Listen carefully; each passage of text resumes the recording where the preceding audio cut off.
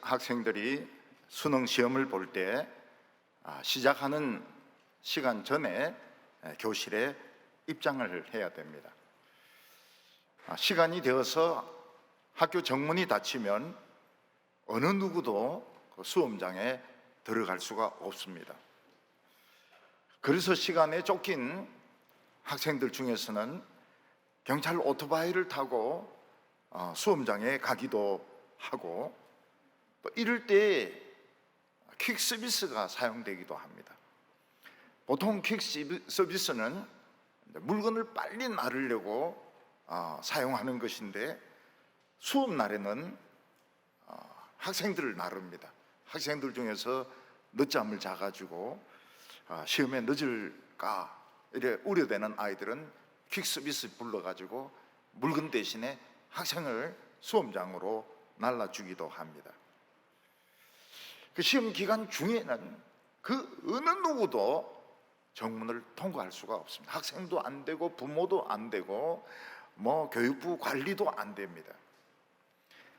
그러다가 수능 시험이 딱 끝나가지고 학생들이 와르르 쏟아져 나오면 문이 열리고 또 학생들 못 나가게 할 수 없습니다.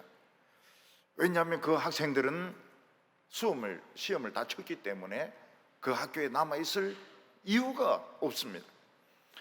그래서 학생들은 뒷골목에 가서 떡볶이를 사 먹기도 하고, 조용히 집에 가서 잠을 자는 아이도 있고, 또 어떤 아이는 영화관에 가든지 노래방에 가든지 그러면서 흩어져 가지고 자기 하고 싶은 대로 다 하는 것입니다. 그러니까 시험 칠 때 문이 딱 닫히면 한 명도 들어갈 수가 없고, 문이 딱 열리면 전부 다 쏟아져 나오기 때문에 그 학생들을 막을 수가 없습니다. 제가 군대에 있을 때 제 상사가 캡틴이 대령인데, 이분이 해군의 모든 그 군수를 다 결제하는 분이었습니다. 이분이 허락이 없으면은 숟가락 하나, 철모 하나, 아무것도 나갈 수가 없습니다. 그리고 이분이 딱 사인을 하면 무조건 이게 보급이 되도록 그분이 해군 전체의 물품 관리 책임관이었습니다. 어떤 때는 별일 때도 있고 어떤 때는 대령일 때도 있었는데, 제가 있을 때는 대령이었습니다. 근데 하루는 그분이 저를 부르셨어요. 그래서 제가 그 방에 이제 찾아갔죠. 찾아가서 경례를 다 하고, 왜 부르셨습니까? 이렇게 하니까, 김중희, 내가 이번에 위 사람으로부터 그 전체 장사병들 정신교육을 맡았는데, 자네도 알다시피 나는 한평생 배를 탔기 때문에 그 연설을 할 수 없다는 겁니다. 근데 자네는 그래도 좋은 대학교를 나왔고 책도 많이 읽은 것 같으니까 내 연설문을 써줄 수 있겠느냐? 문제 없습니다. 연설문은 접니다. 그래가지고 그분에게 너무 잘 써줬어요, 사실은. 슈바이처 박사의 물과 원시림 사이에서 그걸 이제 바탕으로 깔고 연설을 했는데, 그 전 부대가 놀랬다는 겁니다. 이 대령이 이렇게 유식하고 이렇게 참 감동적인 연설을 하는지 인사를 많이 받았다 그래요. 그래서 굉장히 이분이 기분이 좋았던 겁니다. 그리고 위에 사람들로부터도 칭찬을 들으면서 자네가 그렇게 학식이 있고 그 정신교육을, 군대는 이제 정신교육이라 그러거든요. 정신교육을 잘 시키는 줄 몰랐다고.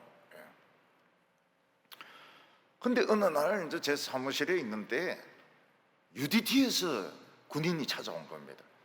상사하고 중사하고 찾아왔어요. 그래서 저희인데 무슨 이야기를 하는가 하면, UDT에 좀 지원을 해달라, 지금 형편이 어렵다고.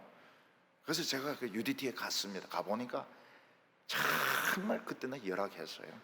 중령이 대장으로 있는데 굉장히 시설도 열악하고 군복도 부족하고, 그래서 제가 중사하고 상사인데 좀 기다리라 해놓고 우리 그 책임자를 찾아갔습니다. 책임자에게 가서 그 이야기를 했습니다. 지금 UDT가 도와달라고 하는데 도와줘야 되겠습니다. UDT는 그래도 이 특수부대인데 참 너무 열악하더라고. 근데 우리 그분이 저희한테 빚이 있지 않습니까? 연설문을 제가 작성해 주지 않았습니까? 온 부대로부터 상사로부터 칭찬을 받지 않았습니까? 그분이 거절할 수가 없는 거예요. 제보고 물어봐요. 책임지겠냐고. 전 책임집니다. 사인 딱 해가지고 엄청난 그 물자를 UDT에 지원을 해준 겁니다. 근데 어느 날 UDT에서 또 저를 찾아왔어요. 막 이만한 비닐로 안에 그 해삼보다도 빨간 그 홍삼 있지 않습니까? 전 UDT 잠수시켜가지고 그거를 막 좌우간 100마리도 넘게 잡아왔어요. 100마리도 넘게. 예. 그거를 비닐에 바닷물하고 넣어가지고 고맙다고, 예. 우리를 지원해줘서 고맙다고 그 붉은 해삼을 잔뜩 넣어온 겁니다. 근데 유감스럽게도 제 아내는 해삼 요리를 못합니다. 그 자르는 거를 무서워해요. 예. 저도 별로 좋아하지 않아요. 그러니까 막 집에 막 홍삼은 그 홍삼이라 그러는 해삼 붉은 거는 그 해삼은 막 꽉 차 있는데 요리할 사람도 없고 먹을 사람도 없고. 근데 부산에 제 처형하고 처제가 해삼 귀신이거든요. 거리를 막론하고 달려와가지고 그날 막 엄청나게 해쳐버린 겁니다. 해쳐버렸어요. 우리 그 대령을 도와주기를 굉장히 잘했죠. 그러면 앞으로도 연설하면 접니다. 연설하면 접니다. 이랬더니 굉장히 이분이 좋아하세요. 근데 더 이상 연설할 기회는 없었습니다. 근데 이분이 사인하면 그냥 다 나가는 겁니다. 이분이 결제하지 않으면 못한 게 못 나가요. 그분은 해군 전체의 이 보급을 책임지는 책임자였던 것입니다. 빌라델비아 교회는 소아시아에서 주님이 말씀하신 6번째 교회였습니다. 소아시아의 세 교회는 해변에서 밑에 쪽에서 위에 쪽으로 이렇게 세 개가 위치해 있습니다. 그러니까 에베소, 스무나, 버가모 이렇게 세 교회가 이렇게 연결되다시피 그렇게 붙어 있습니다.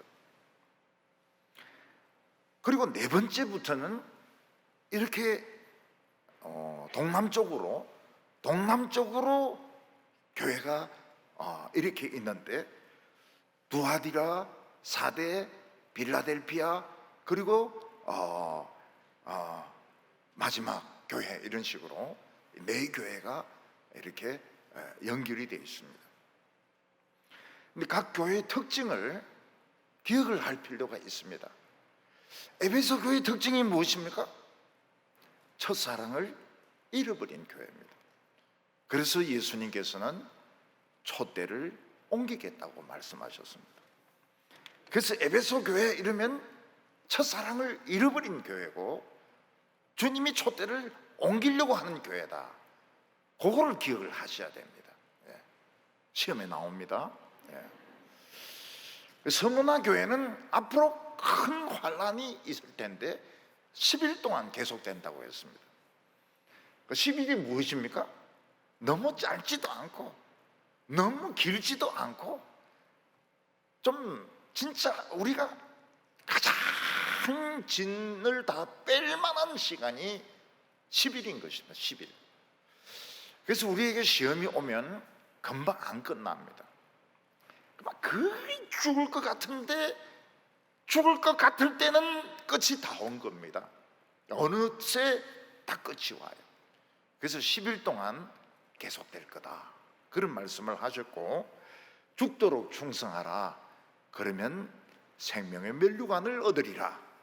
참 이 유명한 말씀이 바로 이 서머나 교회가 받은 말씀입니다. 그래서 서머나 교회는 뭘 기억을 해야 됩니까? 이 열흘 동안 시험이 계속될 것이다. 환란이 계속될 것이다. 그러니까 영원히 계속되지는 않아요. 그렇지만 짧지도 않습니다. 죽도록 충성하라. 그러면 생명의 면류관을 얻으리라. 세 번째 버가모는 이제 맨 위쪽에 있는 교회인데, 거기 사탄의 보좌가 있다고 그랬습니다. 사탄의 보좌. 이 사탄의 어떤 본부가 있는데 그 사탄은 유대교라고 말을 했습니다. 그리고 안디바라고 하는 사람이 순교를 당했고 발람의 교훈을 쫓는 자가 있다고 했습니다. 그러니까 이 버가모 교회는 발람을 따르는 사람들이 있는데, 발람은 주님의 종이지만 돈을 굉장히 좋아하고 또 술도 좋아하고 그리고 여자도 좋아하는 아주 타락한 그런 목회자가 있었는데, 그 사람이 많은 종들을 참 타락하게 만들었던 것입니다. 버가모 이러면은, 버가모는 발람입니다. 발람. 그리고 이제 네 번째로 이렇게 너에로 오면 두아디라가 있는데, 두아디라는 그냥 딱 하나만 기억하면 됩니다. 이세벨, 여선지 이세벨. 이 이세벨이 많은 주의 종들을 타락을 시킵니다. 그래서 두아디라 이러면 이세벨. 이제 4대 교회는 죽은 교회입니다. 살았다 하는 이름은 있지만 사실은 중환자실에서 호스를 끼고 그냥 기계에 의해서 호흡이 유지되는 죽은 사람과 마찬가지다, 이렇게 말씀하고 있습니다. 그리고 이제 여섯 번째 나오는 교회가 빌라델비아 교회입니다. 빌라델비아 교회. 옛날은 유아 세례 문답할 때 제가 그걸 물었습니다. 요한계시록에 있는 7교회 이름을 대라고, 엄마인데 그걸 물으면 목사님 아기 키운다고 다 잊어먹어 버렸습니다. 그러면 예수님이 12제자 이름을 대라. 베드로는 알겠는데 그 애가 막 밤에 안 자고 이래서 다 잊어먹어 버렸습니다. 그래서 옛날에는 그 유아세례 시험이 엄청 어려웠어요. 교원 자격 시험 막 사법고시보다 더 어려웠어요. 예수님의 12제자의 이름을 대라. 구약의 12주지파 이름을 대라. 이런 걸 유아세례 때 시험을 쳤어요. 그러니까 엄마들이 거의 빵점에 가까워요. 그래서 요즘은 이제 어렵게 안 하고, 요즘은 절대 어렵지 않습니다. 유아세례 시험 어렵다 그래가지고 애를 막 계속 세례 안 주고 이렇게 하면 안 되고, 요즘은 그래 어렵게 하지 않습니다. 이 빌라델비아 교회의 특징은 두 가지입니다. 하나는 무엇인가 하면, 이 빌라델비아란 곳이 중부 고원지대로 들어가는 입구라는 사실입니다. 문과 같아요. 그래서 누군가가 빌라델비아를 장악을 해버리면 중부 고원지대로는 물품이 일체 들어갈 수가 없는 겁니다. 누군가가 빌라델비아를 정복하고 봉쇄를 해버리면 중부 지역은, 터키의 중부 지역은 완전히 물품이 공급이 안 돼요. 근데 누군가가 그 사람을 쳐가지고 빌라델비아를 열어버리면 그냥 무한정의 양모, 식량, 그리고 막 향료 막 공급이 되도록 그렇게 되어 있습니다. 그래서 빌라델비아는 중부 고원지대로 들어가는 문이었습니다. 문이 열리느냐 닫히느냐 하는 데 따라 가지고 중부 고원지대는 잘 살 수도 있고 굶어 죽을 수도 있었습니다. 그리고 빌라델비아의 두 번째 특징이 무엇인가 하면, 지진이 자주 일어났다는 것입니다. 어떤 때는 지진이 일어났는데 도시 전체가 폐허가 된 적도 있었습니다. 근데 빌라델비아 사람들은 자립성이 강해가지고 다른 도시 도움을 받지 않고 스스로 도시를 재건했던 적도 있습니다. 자, 지진이 많이 일어나는 곳입니다. 지금도 터키는 지진이 많이 일어나요. 옛날에도 많이 일어났습니다. 지진으로 도시가 망하기도 했습니다. 그래서 중부 오원지도로 들어가는 관문이고 지진이 많이 일어나는 곳이다. 이게 빌라델비아 교회의 특징입니다. 오늘 첫 번째는 이제 열린 문의 비밀입니다. 우리나라 같이 대통령이 새로 뽑히고 또 정부가 새로 만들어지니까 이 반도체가 중요하다. 반도체를 키우려니까 사람이 없다. 그래서 이 반도체 산업을 키우기 위해서 막 돈을 막 부으려고 지금 하고 있습니다. 그럼 지방대학교도 살 수가 있어요. 반도체 학과를 만들면은 살 수가 있습니다. 근데 정부가 투자하는 돈은 1, 2억이 아닙니다. 1, 2억이 아니고 뭐 천조 원, 몇백조 원 이런 식으로 투자가 되는 겁니다.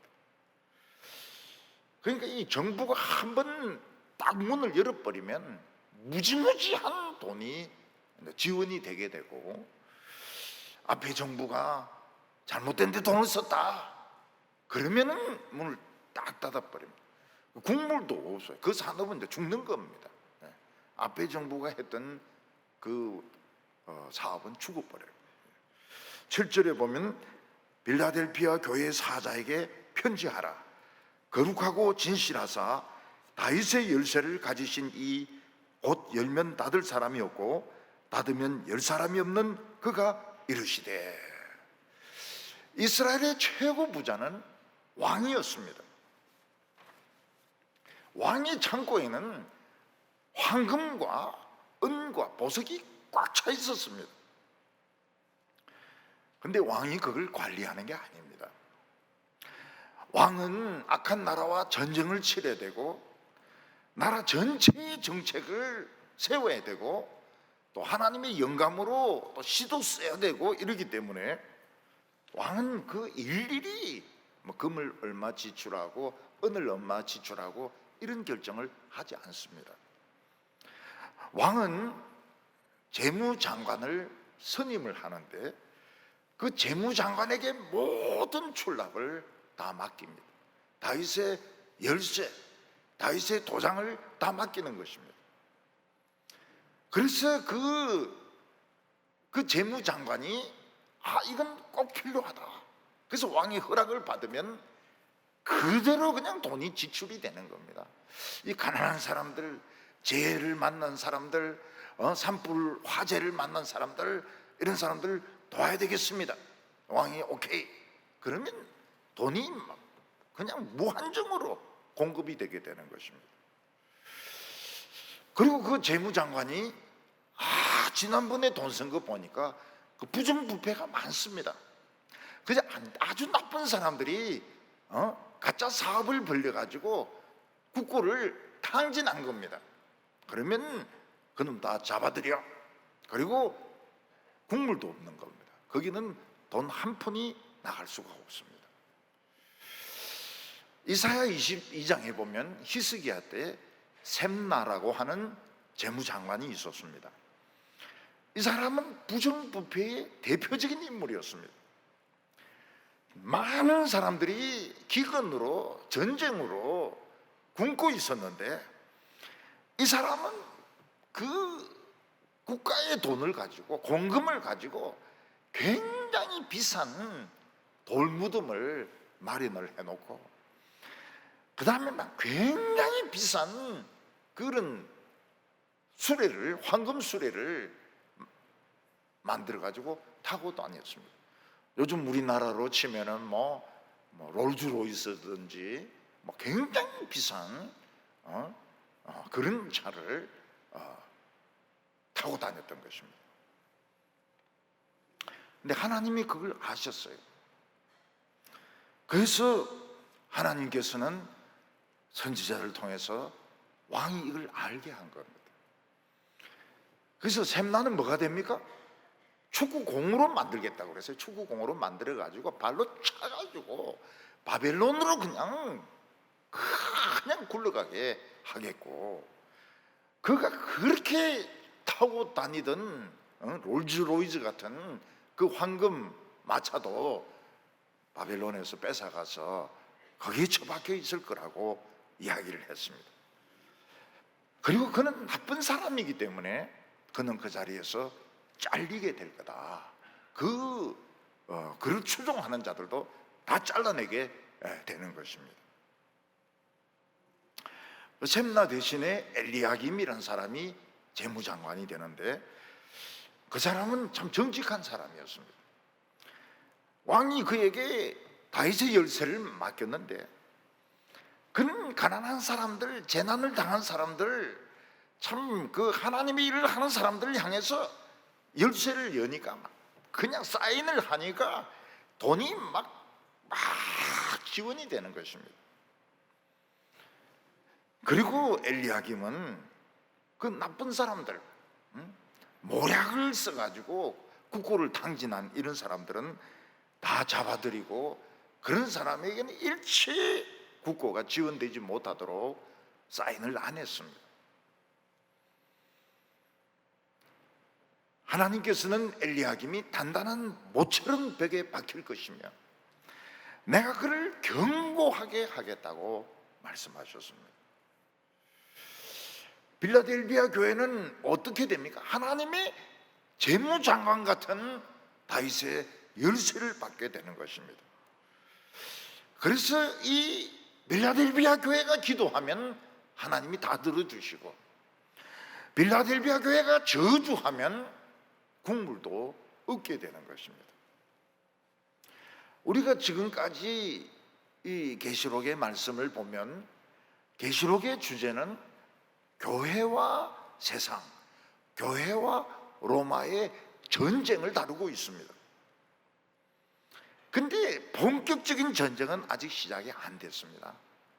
예수님께서 교회들을 살피시면서 너희들에게 무엇이 부족하나, 앞으로 영적 전쟁이 로마와 그리고 용과 그리고 짐승과 그리고 그 유혹하는 그 음녀와 전쟁이 붙었을 때 너희들이 무엇이 부족하냐, 그 준비를 해야 될 것을 지금 가르쳐 주고 있는 것입니다.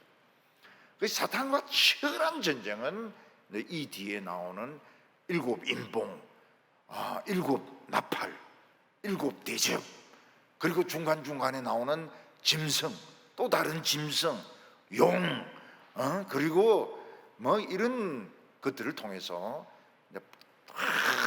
교회와 세상의 치열한 전쟁이 일어나게 되는데, 지금 일곱 교회에 주신 말씀은 본격적인 전쟁이 아닙니다. 본격적인 전쟁이 일어나기 전에 먼저 준비해야 될 것을, 너희들은 뭐가 부족하냐? 첫사랑이 부족하다. 너희들은 뭐가 문제냐? 그들은 발람의 교훈을 따르고 있다. 이세벨이 있다. 그들에게는 열흘 동안 환란이 임할 것이다. 이런 것들을 미리 주님이 준비시켜 놓고 계시는 것입니다. 여기서 우리가 알 수 있는 것이 뭔가 하면, 우리가 신앙생활을 하면서 믿음으로 승리하기 위해서는 이 하늘문을 여는 것이 굉장히 중요하구나. 이 빌라델비아가 중부 고원지대를 결정하는 그런 관문이라면, 오늘 우리가 신앙생활을 하면서 중요한 것은 이 하늘문을 여는 기도, 하나님으로부터 오케이 사인을 받을 수 있는 이런 신앙이 중요하구나. 앞으로 사탄과 싸워서 이기려면 붉은 용과 짐승과 그리고 이 마귀의 졸개들과 싸워서 이기려면 하늘문을 여는 기도가 필요하다는 것입니다. 이 하늘문을 여는 기도를 한 대표적인 사람은 엘리야였습니다. 엘리야가 하나님께 기도하니까 3년 반 동안 내리지 않았습니다. 그리고 엘리야가 기도하니까 3년 반 동안 내리지 않던 비가 막 폭우같이 쏟아졌습니다. 그때 엘리야는 어떻게 합니까? 바알의 제사장 450명을 기손 시내가로 끌고 와서 전부 목을 베어서 죽였던 것입니다. 오늘 우리에게도 사탄의 전쟁이 지금도 일어나고 있고 앞으로도 벌어지게 될 것입니다. 그때 우리가 뭘 생각해야 됩니까? 내가 부족한 것이 무엇일까? 첫사랑을 잃어버리지는 않았는가? 하나님의 고난이 열흘간 계속된다고 했는데 너무 가볍게 생각하지는 않았는가? 나는 혹시 이 발람의 이런 사상을 따르지는 않았는가? 이 이세벨이 하나님의 교회를 참 타락시키고 있지는 않는가? 뭘 준비를 해야 되는가? 이걸 우리가 생각을 해야 됩니다. 아직까지는 아주 치열한 전쟁이 일어난 것은 아닙니다. 그렇지만은 우리가 준비하지 않으면 이제 죽는 겁니다. 다 죽는 것입니다. 그래서 우리가 해야 될 것이 무엇인가 하면 어떻게 하면 엘리야 같이 하늘문을 열 수 있느냐, 기도해서 응답받을 수 있느냐. 근데 주감스럽게도 저는 어릴 때부터 교회에서 신앙생활을 하면서 기도 응답 받는 걸 못 봤어요. 막 장로님들이 막 대표 기도하는데 어떤 분은 막 시를 외우듯이 막 그렇게 기도합니다. 시냇물은 졸졸 모리알은 반짝 막 하늘은 푸르고 땅은 파랗고 막 이러는데 감동적이죠. 그런데 응답이 없어요. 저는 기도가 응답이 된다는 걸 저는 믿지를 않았습니다. 왜냐하면 그런 걸 보지를 못했으니까요. 교회를 개척을 해가지고 참 할 수 있는 게 뭡니까? 기도밖에 더 있습니까? 그래서 정말 기도에 답답한 사람들이 1명 기도하고 2명 기도하고 막 3명 기도하고 막 이러니까 이상하게 병이 낫는 거예요. 어려움이 해결되는 거예요. 그래서 저는 그걸 기도 응답이라고 생각하지 않았습니다. 우연히일 거라. 우연히 막 기도하고 병 낫고 이러다 보니까 시간적으로 일치하는 거다 이렇게 생각했는데 알고 보니까 횟수가 막 거듭되니까 이게 알고 보니까 기도 응답인 거예요. 그러니까 기도는 한 사람부터 시작되는 겁니다. 하늘문을 여는 기도는 한 사람, 2사람, 3사람 이러면서 막 그 말씀만 붙들고 막 기도하고 이러다 보면은 응답이 막 되기 시작하는데 병이 낫기도 하고 아기를 가지기도 하고. 그때 교회에 불임의 여성들이 많았거든요. 근데 막 싹 임신이 다 되는 거예요. 100% 임신이 되는 거예요. 한 명은 저희한테 와서 따졌습니다. 저는 임신을 원하지 않습니다. 근데 너무 기도빨이 세가지고 제까지 임신됐는데 이거 누가 책임져야 됩니까? 그때 제가 뭐라고 말했습니까? 모르겠다 그랬어요. 모르겠다. 누가 책임져야 될지 모르겠다. 그거 하나님이 하신 건데 네가 알아서 해라고. 난 모르겠다 그랬어요. 딱 잡아댔죠.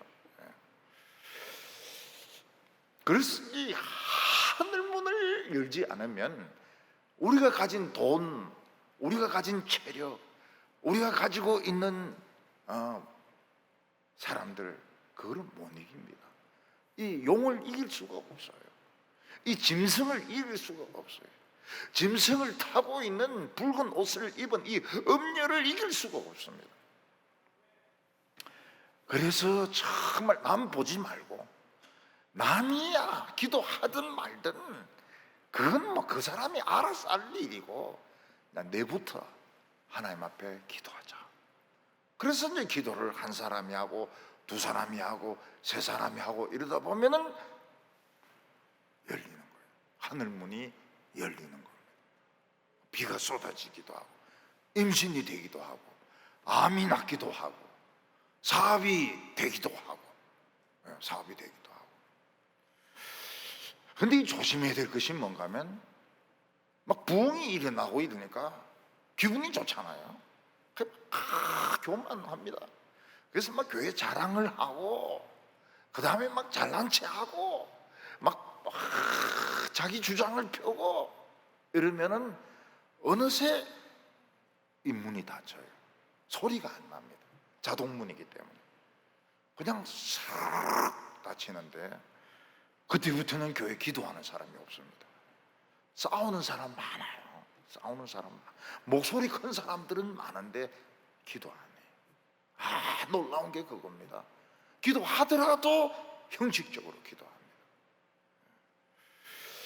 결국은 그런 교만과 위선을 가지고 하늘문이 닫히면 사탄과 붙으면 어떻게 됩니까? 못 이깁니다. 박살이 나버리는 거예요. 박살이 나버려요. 오늘 두 번째로는 이 빌라델비아 교회는 적은 능력으로 믿음을 지켰다고 말씀하고 있습니다. 빌라델비아 교회가 하늘문을 열 수 있었던 것은 정말 그 예수님이 열쇠 가지고 있는 그 하늘문을 열 수 있었던 것은 부자였거나 뭐 힘이 있는 사람들이 많아서 하늘문을 열 수 있었던 것이 아니었습니다. 빌라델비아 교회는 힘이 없는 약한 교회였습니다. 8절에 보면 볼지어다 내가 내 앞에 열린 문을 두었으되 능히 닫을 사람이 없으리라. 내가 내 행위를 아노니 내가 작은 능력을 가지고도 내 말을 지키며 내 이름을 배반하지 아니하였도다. 빌라델비아 교회는 힘이 없는 교회였습니다. 힘이 없는 교회라고 하는 것은 무엇입니까? 교인들이 대부분 노예든지 여자든지 가난한 사람밖에 없는 것입니다. 세상적으로 보면 이 빌라델비아 교회는 정말 별 볼 일 없는 교회였습니다. 그러나 그들이 상대를 해야 되는 대상은 무엇입니까? 돈도 있고 권력도 가지고 있고 참 잔인한 바로 사탄의 회당에 있는 유대인들과 싸워야만 했던 것입니다. 9절에 보면 사탄의 회당 곧 자칭 유대인이라 하나 그렇지 아니하고 거짓말하는 자들 중에서 몇을 내게 주어 그들로 와서 내 발 앞에 절하게 하고 내가 너를 사랑하는 줄을 알게 하리라. 빌라델비아 교회가 싸워야 될 대상은 사탄의 회당입니다. 그들은 유대인이라 하지만 진짜 유대인은 아니고 자칭 유대인이라 이렇게 말씀하고 있습니다. 그러면 이 사람들은 유대인이 아닙니까? 유대인 맞습니다. 사탄의 회당은 유대인들의 회당이 맞습니다. 거기에는 돈이 집중이 되고 권력이 집중되고 막 폭행도 행하는 유대인의 집단이 맞습니다. 근데 왜 예수님은 자칭 유대인이라고 했을까요? 만약 그들이 진짜 유대인이면 주님 말씀 들어야 됩니다. 진짜 유대인이라면 주님 말씀에 순종해야 됩니다. 근데 유대인이라 하면서도 주님 말씀 안 들어요. 죽어도 주님의 말씀에 순종을 안 합니다. 이거는 가짜 유대인이죠. 가짜 유대인. 오늘 진짜 유대인은 누굽니까? 오늘 우리 성도들이 진짜 유대인입니다. 제가 한번 총신에서 그 설교를 했거든요. 우리가 진짜 유대인들 했더니 설교 마친 후에 총신 교수님이 저한테 와서 그걸 물어요. 그거 우리가 진짜 유대인 맞습니까? 막 이러면서. 그때는 어떻게 대답해야 됩니까? 모르겠다 그래야죠. 딱 잡아떼야죠. 알아서 생각해라고. 진짜 유대인, 혈통의 유대인이 아니고 진짜 아브라함의 자손은 하나님 말씀을 듣는 사람이고 하나님 말씀에 순종하는 사람이지, 그냥 돈이나 끌고 모으고 권력을 끌고 모으고 테러나 행하고 이거는 거짓말장이들이고 이는 가짜 자칭 유대인들이라는 것입니다. 무서운 게 이겁니다.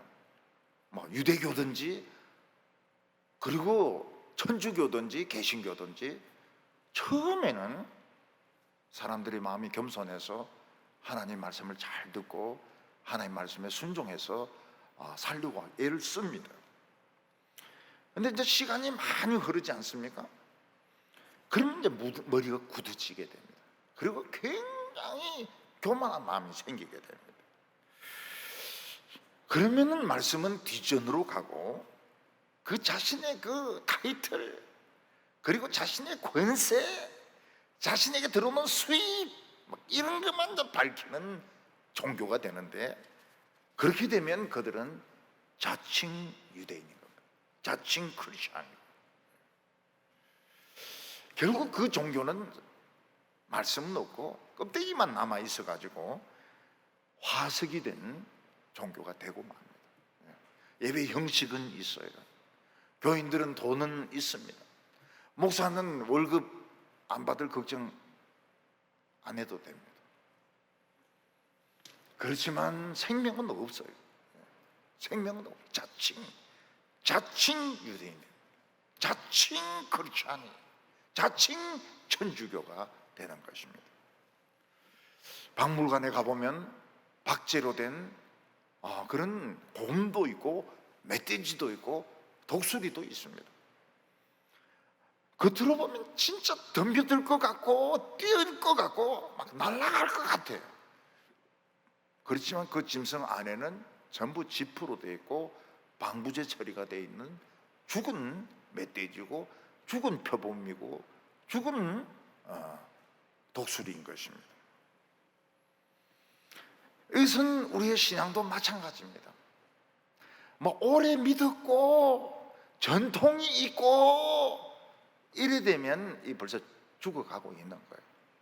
전 교인들이 막 초신자의 심정으로, 목사도 자기가 초신자라고 생각하고 부목사들도 자기가 초신자라 생각하고 장로들도 자신들이 초신자라 생각하고 하나님 앞에 기도하고 은혜 달라고 하고 막 매달리고 이러면은 이건 참 유대인입니다. 이거는 살아있는 종교가 되는 겁니다. 그런데 어느 순간 나는 큰 교회 목사다, 나는 막 장로다, 나는 막 총회장이다, 근데 이래 되고 그걸 위해서 막 출하를 하고 그걸 자랑하고 그걸 권세로 삼고 이러면은 어느새 그 종교는 화석이 되고 박제가 되고 죽는 종교가 되는 겁니다. 죽은 종교는 사람을 살리지 못합니다. 근데 이 필라델피아 교회의 좋은 장점이 무엇입니까? 그 유대교인 중에서 몇 명이 필라델피아 교회로 온 겁니다. 아무리 생각해봐도 이 엉터리 신앙 같다. 그래서 이 사람들이 개종을 해가지고 필라델피아 교인들, 여기 보면 뭐 무릎을 꿇고 절하고 이게 뭔가 하면 결국은 개종을 했다는 겁니다. 이게 필라델피아 교회에 주신 하나님의 큰 은혜죠. 그리고 하나님이 사랑한다는 표시인 것입니다. 우리가 하나님께 기도하고 우리가 죄를 지었을 때 용서를 빌 수 있는 근거가 무엇입니까? 하나님이 사랑한다는 증거인 것입니다. 제가 서울에서 목회할 때 보면은 천주교인 중에서 개종하는 사람들이 많이 있었습니다. 근데 대구 와서 보니까 불자들 중에서 또 개종하는 분들이 많이 계세요.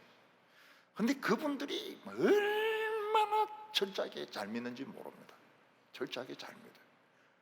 저는 그분들이 처음 믿는 분인 줄 몰랐어요. 그리고 전에는 불자인 줄 몰랐어요.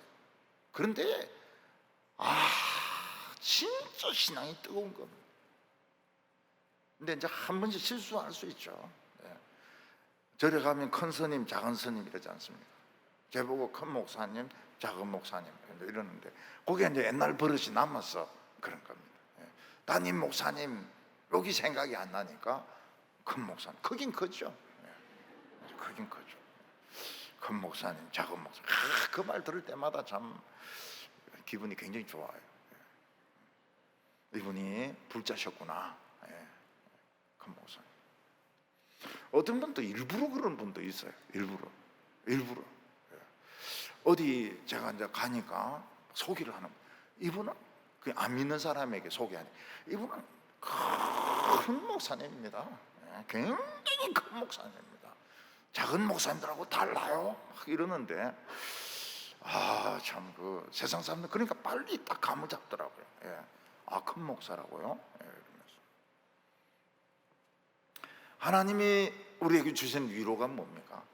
전도가 되는 겁니다. 전도가 돼요. 안 믿는 사람이 교회 오는 거예요. 그리고 개종하는 사람들이 생기는 겁니다.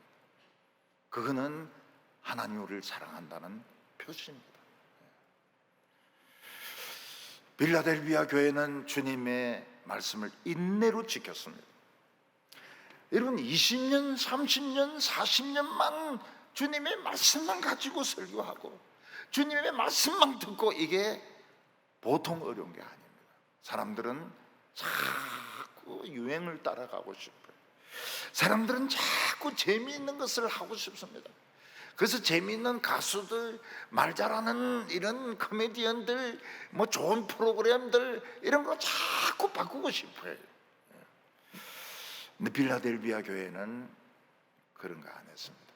그냥 30년, 40년, 50년 되든지 그 캐캐 묵은 성경 말씀 그대로 붙들었던 것입니다. 그러니까 주님이 상을 주셨습니다. 그 상이 뭔가 하면 환난을 피하게 하는 것이었습니다. 10절과 11절에 보면, 내가 나의 인내의 말씀을 지켰은즉 내가 또한 너를 지켜 시험의 때를 면하게 하리니 이는 장차 모든 사람에게 임하여 땅에 거하는 자를 시험할 때라. 내가 속히 오리니 내가 가진 것을 굳게 잡아 아무도 내 멸류관을 빼앗지 못하게 하라. 요즘같이 교회가 사람들의 그 인기를 참 중요하게 생각하는 이런 상황에서 뭐 20년, 30년 말씀만 전하기 굉장히 어렵습니다. 어떤 분은 그 로이드 존스를 영국에가 박사를 받고 강해 설교를 잘하는 분이었습니다. 근데 그 교회에서 강해 설교를 듣지 못하는 거예요. 그래서 그 장로님들이 전부 그 사인을 해가지고 강해 설교를 중단하든지 교회를 떠나든지 택하라고. 그래서 그분이 몇 년 동안 강해 설교를 못했어요. 강해 설교를 할 수가 없었습니다. 장로들이 사인을 해가지고 강해 설교 하지 말라고 그러니까요. 그 외국에 있는 한 목사가 저한테 전화를 했습니다. 그래서 자기가 이 성경을 쭉 연속해서 설교하는데 교인들이 그걸 하지 말라고 한다고. 그래서 목사님 한번 답변해 보라고. 교인들이 이렇게 싫어하지만 성경을 계속 설교해야 되는가, 아니면 제목 설교를 해야 되는가? 그걸 좀 답을 해줬으면 좋겠다고 그러는 겁니다. 그 답은 쉽다 그랬어요. 제목 설교해라. 거기서 있고 싶으면 제목 설교해라.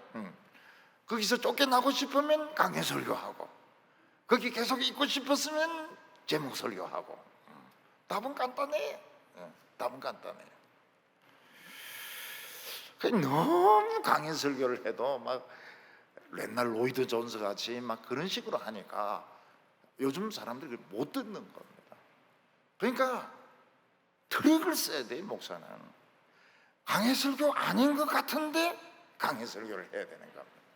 그러면 교인들이 우리 목사님은 강해 설교하는 분이 아니시구나. 은혜는 은혜대로 받고 또 설교는 설교대로 하고. 목사님, 트릭은 거짓말 아닙니까? 트릭은 거짓말이 아니죠. 트릭은 기술이죠. 기술이 좀 있어야 돼. 기술이 좀 있어야지 막 우직하게 지난주는 1절하고 또 이번 주는 1절 후반절하고 다음 주는 1절 후반절에 후반절하고 그럼 교인들이 어떻게 될까요? 없어지게 됩니다. 청교도 때 어떤 분이 히브리서를 10년간 설교했습니다. 300~400명 되던 교인들이 5명으로 줄었어요. 왜 그렇습니까? 이 막 원어로 해석하고 막 재미없게 하니까 그거 누가 그걸 견딥니까? 견디는 사람이 없는 거예요. 목사님이 좀 이걸 잘 연구를 해가지고 정말 강의 설교를 정말 드라마틱하게 성경은 굉장히 논리적이거든요. 드라마틱하게 아주 막 교인들이 막 정신 놓고 막 설교 듣도록 이렇게 해야 이게 말씀을 20년 30년 이게 지킬 수 있는 겁니다. 10절과 11절 보면 내가 나의 인내의 말씀을 지켰은즉 내가 또한 너를 지켜 시험의 때를 면하게 하리니 이는 장차 모든 사람에게 임하여 땅에 거하는 자를 시험할 때라. 내가 속히 오리니 내가 가진 것을 굳게 잡아 아무도 내 멸류관을 빼앗지 못하게 하라. 주님의 말씀만 설교를 계속하면 사람들이 뭐라고 말합니까? 재미가 없다, 시대에 뒤떨어진다, 무식하다, 고집스럽다, 그렇게 공격을 많이 합니다. 근데 이 빌라델비아 교회의 사자는 지켜냈어요. 20년 30년간 그걸 지켜냈습니다. 그러니까 주님이 나도 보너스를 주겠다는 거예요. 그게 뭔가 하면 환난을 피하게 하겠다는 거예요. 그게 지진일 수 있습니다, 전쟁일 수 있습니다, 전염병일 수 있습니다, 기근일 수 있습니다. 근데 전 세계에 퍼지는 이 환난 중에서 피하도록 해주겠다고 주님 말씀하셨습니다. 그러니까 필라델피아 교회는 뭐가 면제됐습니까? 환난이 면제가 된 겁니다. 주님의 말씀을 끝까지 우직하게 지켰기 때문에. 그러니까 이 필라델피아 사자, 필라델피아 목회자가 이 대단한 사람이죠. 참 대단한 사람. 끝까지 이거를 지켰던 것입니다. 근데 마귀는 시기심이 강해서 필라델피아가 말씀을 지켰다는 것은 멸류관을 차지한 거거든요. 이 멸류관을 뺏으려고 막 이 교인을 쑤시고 저 교인을 쑤시고 설교하고 내려가면 막 대들게 하고 막 이러는데 그거 뺏기지 말라는 거예요. 그런데 속지 말라는 거예요. 설교하고 내려가면서 누가 막 뭐라고 하고 막 이러면 그거 듣지 말라는 거예요. 왜냐하면 그게 막 들쑤시는 거예요. 우리가 이미 받은 이 멸류관을 빼앗아가려고 들쑤시는 것입니다. 전에 제가 설교하고 내려가니까 어떤 나이가 많으신 분이 소리를 팍 지르면서 성경만 설교하세요 이러더라고요. 난 성경만 설교한 것 같은데 그분은 그게 아닌 거예요. 예화를 들지 말라는 거예요. 예화를 들지 말라는 거예요. 근데 주일날 아침에 설교하려고 이렇게 딱 다녔으면 교인들이 설교 들을 준비도 돼 있지만 사실은 안 돼 있는 경우도 많아요. 이럴 때 예화가 필요합니다. 예화를 들으면 교인들이 쫙 집중이 돼요. 조는 사람이 없어요. 눈 뜨고 조는 것까지는 모르죠. 그렇지만은 일단 안 졸고 쫙 설교를 듣습니다. 그리고 이제 딱 설교 마쳤을 때 생전 그런 소리 안 하던 사람이 은혜 받았습니다 이런 소리 하거든요. 그 기적이죠. 기적. 이미 받은 멸류관을 뺏기지 말라는 거예요. 그래서 여기 들쑤시고 저기 들쑤시고 막 이렇게 할 때 목사의 관심을 막 딴 데 뺏어가지고 뭐 땅 사고 건축하고 뭐 이렇게 할 때 뺏기는 겁니다. 뺏겨요. 행사나 하고 말이죠. 그건 뺏기는 겁니다. 오늘 마지막으로 빌라델피아 교회를 하나님의 성전의 기둥으로 삼겠다고 말씀했습니다. 일본에는 지진이 많이 일어납니다. 그래서 집들이 나무로 짓습니다. 2층 집으로 주로 깔려도 덜 죽도록. 이 고베에 그 지진이 나지 않았습니까? 고베에 한번 가보니까요, 그 이 고가도로가 휘면서 무너지고 빌딩이 무너지고 그 항만이 다 부서져 가지고 굉장했습니다. 근데 우리 교회는 아들이 또 고베에 한 명 있었어요. 연락이 안 되는 겁니다. 전화 연락이 안 돼요. 그래서 이 청년이 죽었나 살았나 이제 그렇게 참 걱정을 많이 했습니다. 근데 그 청년은 이제 잘 피신을 해가지고 한국으로 왔어요. 한국으로 와고 다시 이제 고베로 돌아가서 거기서 직장 생활을 하고 있습니다. 지금 고베를 가보면 그 일부를 남겨 놓았습니다. 부서진 그 해변에 부서진 그런 해변들을 남겨 놓았어요. 옛날에 이런 지진이 있었다 하는 것을 보여주려고. 그 일본은 고층 건물을 지을 때 꼭 내진 설계를 해야 됩니다. 몇 년 전에 동경에 지진이 일어났을 때 보니까 막 건물들이 막 춤을 추더라는 거예요. 아스팔트가 막 올라갔다 내려갔다 하는데 그 위에서 사람들이 막 춤을 추더라는 겁니다. 근데 건물이 무너지지는 않았어요. 왜냐하면 안에 내진 설계가 되어 있기 때문에 무너지지 않았던 것입니다. 근데 어떤 식당에서 많은 사람들이 식사하고 있었는데 지진이 일어나니까 다 피난갔습니다. 근데 일본 사람들이 이상해요. 지진이 끝난 뒤에 전부 다 돌아가 음식값을 계산하고 가더라는 거예요. 음식값을 계산하지 않고 가는 사람은 아무도 없더라는 거예요. 우리 한국 사람도 어떻게 합니까? 이건 주님의 뜻이다. 그리고 이제 기쁨으로 집으로 가는데 일본 사람들은 그걸 돈을 냈더라는 거예요. 이상하게. 옛날이나 지금이나 터키는 지진이 많이 일어납니다. 그래서 사람들이 건물 더미에 깔려 죽기도 하고 돌더미에 깔려 죽기도 하고 심한 경우에는 도시가 폐허가 되기도 합니다. 근데 작은 능력으로 주님의 말씀을 지킨 이 필라델피아 교회는 하나님의 성전의 기둥으로 세운다고 했습니다. 하나님의 성전의 기둥은 절대로 흔들리지 않습니다. 절대로 무너지지 않습니다. 필라델피아 교회의 신앙은 성전 기둥이 될 자격이 있는 그런 신앙이었습니다. 왜냐하면 그들은 사람들의 인기를 따라가지 않았습니다. 사람들의 유행을 따라가지 않았습니다. 그리고 주님의 말씀을 배반하지 않았습니다. 그래서 기둥인 거예요. 성전의 기둥인 겁니다. 이 성전이 이 주님의 이 말씀과 이름을 배반한다는 것은 팔아먹는 것을 말합니다. 가룟 유다는 예수님의 제자 아닙니까? 12 제자 중에 한 명 아닙니까? 그 얼마나 존귀한 사람입니까? 그런데 죽는 것이 무서워서 은 30에 예수님을 팔아먹었습니다. 그게 배신하는 겁니다. 이삭의 아들 에서는 얼마나 어리석은지 몰라요. 지금 하나님의 축복이 막 상속이 되려고 하는데 배가 고프다고 해가지고 팥죽 한 그릇에 이 장자권을 팔아버립니다. 하나님의 축복을 팥죽 한 그릇에 팔아먹어버려요. 우리는 흔들리지 말아야 됩니다. 우리에게 죽음이 올 수 있습니다. 암이 올 수 있습니다. 팔아먹으면 안 돼요. 팔아먹으면 안 돼요. 하나님이 나를 버리셨다, 나도 하나님을 버리겠다 이러면은 그 팔아먹는 겁니다.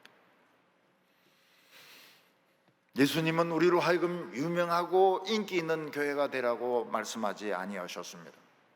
주님의 이름을 배반하지 말라는 겁니다. 세상에서 유명해지려고 하지 말고 주님의 이름과 하나님의 축복을 팔아먹지 말라는 것입니다. 되게 유명한 빌딩에는 그 건물을 설계한 사람 그리고 시공한 회사의 이름을 거기에 새겨 놓습니다. 예수님께서는 필라델피아 교회를 하나님의 성전의 기둥으로 삼으신 뒤에 거기에 3가지 이름을 새겨 놓는다고 했습니다. 첫 번째는 하나님의 이름입니다. 빌라델비아 교회의 신앙은 하나님이 인정한 신앙입니다. 그리고 하나님의 이름에는 여러 가지가 있습니다. 여호와 이레의 하나님이 있고, 여호와 라파의 하나님이 있고, 여호와 니시의 하나님이 있고, 여호와 샬롬의 하나님이 있고, 이름이 굉장히 많아요. 여러분, 우리에게 필요한 것을 하나님이 준비해 주시면 얼마나 좋겠습니까?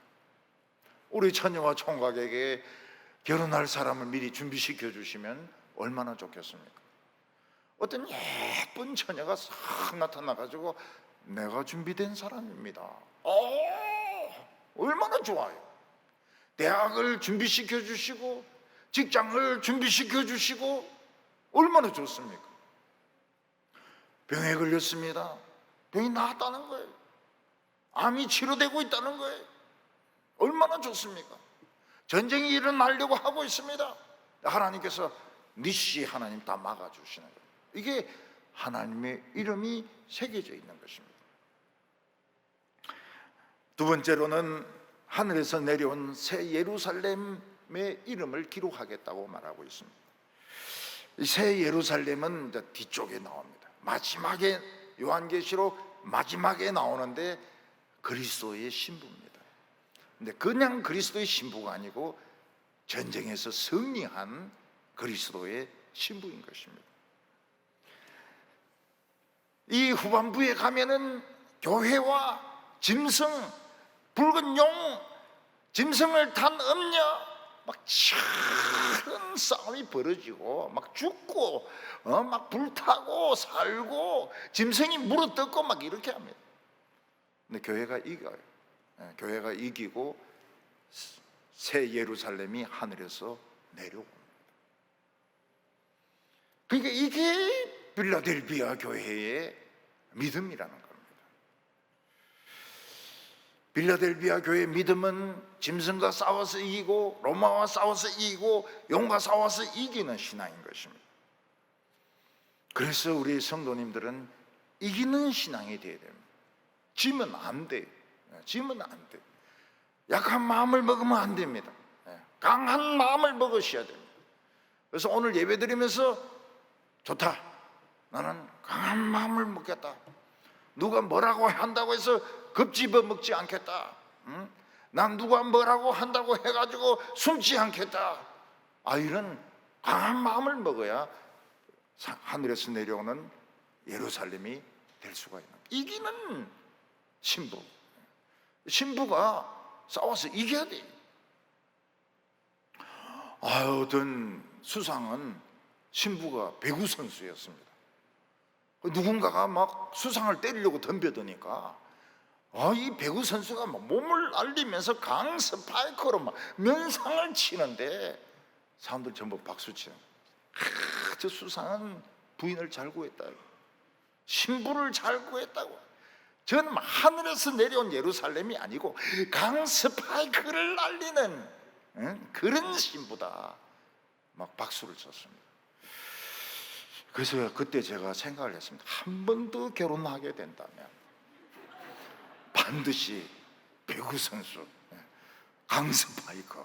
강스파이커와 하는 게 어떻겠는가 이렇게 생각하는데 그럴 필요가 없어져 버렸어요. 왜냐하면 지금 제 아내가 강스파이커로 변하고 있습니다. 그래서 한 번 더 할 필요가 없어져 버렸어요. 사자로 변하고 있었어요. 결혼할 때는 양이었는데 지금은 라이언, 사자입니다. 지금은. 얼마나 내가 무서운지 몰라요, 한 집에 살면서. 빌라델비아 세 번째는 예수님의 이름을 새기겠다고 말씀하셨습니다. 예수님의 이름을 제일 톡톡하게 맛본 사람이 누굽니까? 베드로와 요한입니다. 그들은 성전에 기도하러 올라가다가 한 번도 일어나 본 적이 없는 선천적 이 장애인 거지가 구걸할 때, 돈 달라고 할 때 은과 금은 내게 없지만 내게 있는 것으로 내게 주노니 나사렛 예수 이름으로 일어나라, 예수의 이름을 사용했는데 벌떡 일어나는 거예요. 그리고 막 뛰는 거예요. 점핑을 하고 말이에요. 점핑을 하고 막 하나님을 막 노래를 하는 겁니다. 여러분 알지만은 이 근육이라는 것이 안 쓰면 일어날 수가 없습니다. 안 쓰면 일어날 수가 없어요. 한 달 정도 누워 있는 사람은 일어나지 못합니다. 그런데 한평생 이 다리 근육을 써보지 못한 사람이 그냥 일어서는 거예요. 그게 나사렛 예수의 이름이었습니다. 예수님의 제자들은 예수의 이름 때문에 채찍에 맞았습니다. 그러나 그들은 채찍에 맞으면서 기뻐하고 좋아했습니다. 왜냐하면 예수 이름이 나에게 있기 때문에. 사도 바울은 내가 제일 자랑스럽게 생각하는 것은 예수를 아는 지식이라고 말했습니다. 학벌이 아닙니다. 학벌이 아니고 가문이 아니고 사람들의 인기가 아니고 예수를 아는 지식이라고 말을 했습니다. 우리는 이 세상에 살면서 자칫 잘못하면 주님을 배신하기 쉽습니다. 은삼십 때문에, 때로는 팥죽 때문에 예수님의 이름을 배신하기 쉽습니다. 팥죽 때문에 배신하는 사람도 있지만 부대찌개 때문에 또 배신하는 사람도 있어요. 그래가지고는 안 됩니다. 우리는 하늘을 여는 기도를 해야 됩니다. 그렇지 않으면 앞으로 올 세상에서 이길 수가 없습니다. 하늘문을 어떻게 열 수 있습니까? 한 사람이 기도하고, 두 사람이 기도하고, 세 사람이 간절하게 어떤 격식을 차려가지고 인사 말씀이 나오고 무슨 기도 제목, 여러분 그렇게 하면요 예수님도 정신이 사나워가지고 기도를 못 받아요. 이 사람 저 사람 나와서 막 기도하고 소리 지르고 이러면은 예수님이 무슨 소리 했는지 모르신다고요. 한 사람이 기도하고 또 한 사람이 기도하고, 남 욕할 필요 없고요. 남이 뭐 어쩌고 저쩌고 하는 건 그 사람 사정이, 그 사람 사정이, 그 사람 사정까지 내가 책임질 필요가 없습니다. 자식들도 지금 책임 못 지는데 무슨 딴 교인까지 책임을 집니까? 책임질 수가 없어요. 기도는 할 수 있지만은 그건 그 사람 사정이고 난 내 사정이고. 예수님으로부터 이 열쇠를 받아가지고 쫙 열어야 됩니다. 엘리야같이 하늘문이 쫙 자동적으로 열립니다. 우리는 자기도 천국 못 들어가고 남도 못 들어가도록 천국문을 막았으면 안 됩니다. 바리새인과 서기관처럼 지도 안 들어가고 남도 안 들어가고 못 들어가게 하고 아무도 못 들어가게 하고, 지진이 와도 흔들리면 안 됩니다. 지진이 와도 무너지면 안 됩니다. 우리 한국교회 적극적인 사고방식, 빈야드, 내가 본 천국, 지진들이 여러 번 지나갔어요. 우리는 그런 거 좋아하지 않습니다. 우리 그거 좋아하지 않아요. 우리는 무식합니다. 저는 무식합니다. 저는 그렇게 먹었어요. 저는 아주 골통입니다. 그러니까 그냥 성경만 붙들고 나가는데 멜루간이 있는 거예요. 멜루간 뺏으려는 사람이 있어요. 설교도 재밌게 하세요. 설교도 현실에 맞게 기도하세요. 좀 더 학문적으로 기도하세요. 그거 다 도둑놈들입니다. 우리 멜루간 뺏으려고. 우리 성도님들, 하늘문을 여는 성도님들 다 되시기를 바랍니다. 기도드리겠습니다. 자비로우신 하나님 아버지, 우리니까 믿음이 있다고 하지만 사실 이 세상에서 우리는 맥을 추지 못하고 넘어질 때가 많습니다. 주여 저희들을 불쌍히 여겨 주시옵소서. 빌라델비아 교회같이 적은 믿음으로 주님의 말씀을 지키게 하여 주시고, 다른 사람이 뭐라고 한다고 해서 흔들리지 말게 하여 주시옵소서. 엘리야 같은 믿음으로 기도로 하늘문을 열게 하여 주시고, 주여 우리가 받은 이 면류관을 끝까지 지키게 하여 주시옵소서.